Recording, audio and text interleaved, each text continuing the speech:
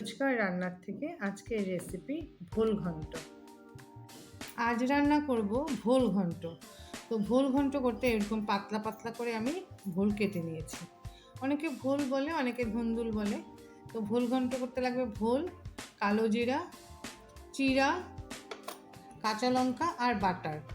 এই দিয়েই আমি আজ রান্না করব ভোল ঘন্ট। তো ভোল ঘন্টটা কিন্তু একদমই নিরামিষ, পেঁয়াজ রসুন ছাড়া।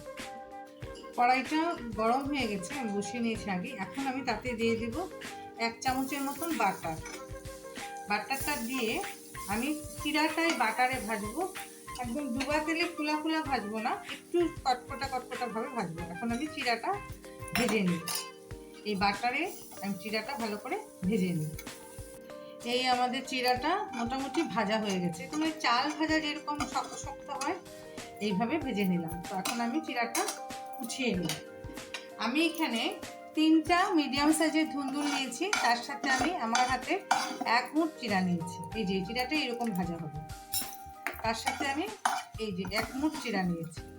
আমি চিরাটা সম্পূর্ণ উঠিয়ে নিই। এখন আমি চিরাটা উঠিয়ে নেওয়ার পরে তাতে দিয়ে দিব সরষের তেল। ধরো 2 চামচের মতন সরষের তেল দিয়ে দিলাম। আর দিয়ে দিব তাতে কালো জিরা। কালো জিরা অল্প, বেশি না, আধা চামচেরও কম দিয়ে দিলাম কালো জিরা। আর দিয়ে দিব এরকম কুচি করে নেওয়া কাঁচা লঙ্কা, 4-5টা কাঁচা লঙ্কা। এখন আমি যে লঙ্কাগুলি ফুটতে শুরু হয়েছে, এখন আমি তাতে দিয়ে দিব যে ভোল কেটে রেখেছিলাম, ভোলগুলি দিয়ে দিব। এটা একদমই নিরামিষ, কিন্তু খেতে ভীষণ ভালো লাগে। আর এটা না জুহা ভোল, এমনিতেই ভালো লাগবে। আর জুহা ভোল না হলে বাটারের জায়গায় বাটার দিয়ে যে চিরা ভাজলাম তাতে একটা ঘিও দিতে পারি, ঘি দিয়ে ভাজতেও ভালো লাগে। তা এখন আমি হাই ফ্লেমেই থাকবে, হাই ফ্লেমে আমি 2 মিনিটের মতো এটাকে একটু মজতে দিই, ঢাকা দিয়ে মজতে দিই। এখন আমরা ঢাকনাটা খুলে দেখি, দেখো কতটা জল বেরিয়েছে। আর ঢাকা দিব না। তো এই তরকারিতে জলও লাগবে না, জল দেওয়ারও প্রয়োজন হয় না। তা এখন আমি তাতে দিয়ে দিব স্বাদ মতন লবণ, আর দিয়ে দিব আন্দাজ মতন হলুদ। ব্যাস এতটুকুই মশলা, আর দরকারি হয় না কোনো মশলা। তো এখন এটা আমি হাই ফ্লেমে, যেহেতু এটা আধাটা সিদ্ধ হয়েছে, তো আমি হাই ফ্লেমে এটা আর একটু জলটা টানিয়ে নিই, একটু সাতলানোও হয়ে যাবে।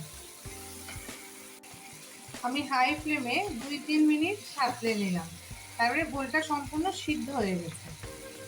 এমনি তো ঝিঙ্গা হলো, ভোল হলে সব একটু জলাজল সবজি, জল বেরোয় খুব। এখন আমি তাতে দিয়ে দিব এই যে ভাজা চিরাটা। ভাজা চিরাটা দিয়ে দিলে কি হবে, এই যে জল ভাবটা চিরাটা টেনে নিবে, আর চিরাটাও ভালো করে সিদ্ধ হয়ে যাবে। তো আমি এইভাবে চিরাটাকে দিয়ে আর 2-3 মিনিট ভালো করে সাঁতলে নেই, তাতেই আমাদের ভোলের জলটাও টেনে যাবে আর তরকারিটাও কমপ্লিট হয়ে যাবে। তো এখন আমি এই 2-3 মিনিট এটাকে একটু সাঁতলে গ্যাস অফ করে দিব। এই আমাদের হয়ে গেল ভোল ঘন্ট। একদমই সাধারণ আর নিরামিষ, একদম পেঁয়াজ রসুন ছাড়া, কিন্তু খেতে খুব ভালো লাগে। অনেকে ধরো জুহা চাল দেয়, কিন্তু জুহা চালটা সিদ্ধ, জুহা চালের সাথে এই নরম সবজিটা না মানে ডিসব্যালেন্স হয়ে যায়। এর জন্য এরকম চিরাটা দিলে বেশি ভালো লাগে। এই যে দেখো সমস্ত জলটা টেনে নিল চিরায়। এই আমাদের হয়ে গেল ভোল ঘন্ট। এখন আমি গ্যাসটা অফ করে দেবো।